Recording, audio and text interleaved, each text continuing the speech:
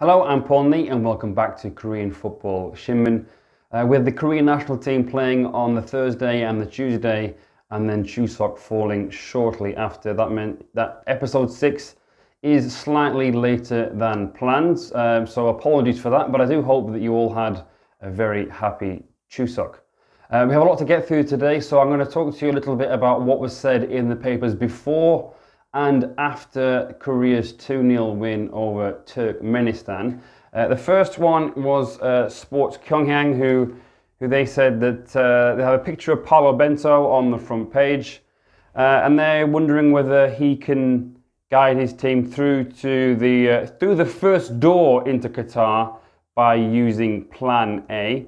It also says down the bottom here that to get 3 points, the team needs stability and nothing radical, and that using the flanks, the team have practiced to attack quickly in order to break down stubborn defences. It also mentions that there could have been an appearance from Kim Shin-wook, and of course we know that the Wookiee, as often referred to, did come off the bench and put the ball in the back of the net, but he also bundled the goalkeeper home as well, and so the goal was chalked off. Sports Pyongyang, they run with a picture of Son Heung-min and Hwang Hee-jo. Son gets it and Hwang scores it.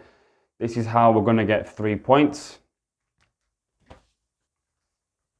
And Sports Dong are saying that Son Heung-min and Hwang Hee-jo are the golden combination to break through Turkmenistan's back 10, implying that Turkmenistan will just be there to defend. In Sports Seoul, they're saying that Stilike, who of course was one of the previous Korean national team managers, he was able to win games and keep clean sheets, but it's results as well as performances which need to go smoothly for the Korean national team. Now to some of the online news regarding Korea's win over Turkmenistan. There wasn't a lot in the newspapers the next day, which is a little bit surprising, but some of the online reaction to the 2-0 win over Turkmenistan. In All My News, they said that Bento, has he really found a way to break through these tough defences? The headline reads, "A step forward, even with a win. It's a pity that Bento still can't break down stubborn defences." The article also talks about that there was not enough forward passes and that the midfield dropped too deep. Next to Sports Seoul, they said a victory as well as North Korea's 2 games won in a row just adds to the anticipation of their forthcoming match. The game is supposed to take place in Pyongyang in October, but there is some doubts as to whether the game will take place in the North Korean capital, so we'll just have to wait and see about that one. In Footballist, there was something about Hwang In-beom, who came in for a little bit of criticism. He said that he was the centre of attention, but his performances are suffering. The word that they actually used was shaking. I'm not sure as I would go as far as that. That is it for part 1. In part 2, we will have a look at what happened in K-League 1 over the weekend. There was games in K-League 2 in the midweek, as well as the FA Cup semi-final, so we'll touch on those next week. So for now, it'll just be what is happening in K-League 1. So, and now into K-League, most of the stories were focused on the Gyeongin derby, FC Seoul versus Incheon United. FC Seoul picked up a 3-1 win at home to Incheon United. In Sports Donga, they were saying that Ju Se-jung's loyalty, he reports back with a goal. Ju Se-jung scored the equaliser after Incheon had initially taken a first half lead.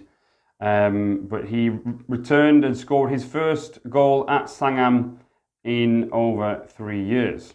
Further down the page, they're looking at Kim Ji-hyun of Gangwon, multi-goal, which means a brace.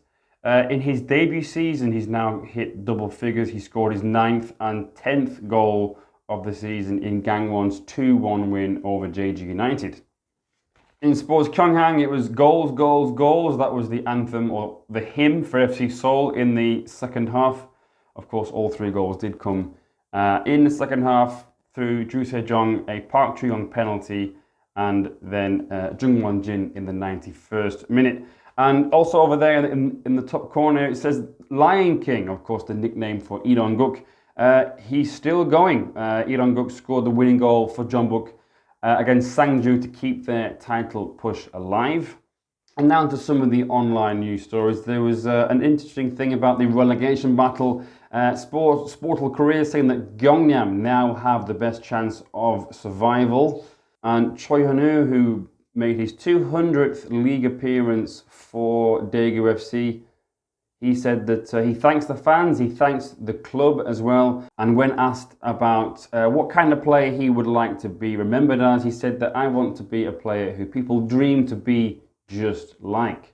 And the last story for this week, Park Ju-young via Interfootball, he said that Seoul should always be attacking. Park Ju-young, of course, had a hand in all 3 goals, one from the penalty spot with a goal, and then 2 assists to give Seoul all 3 points.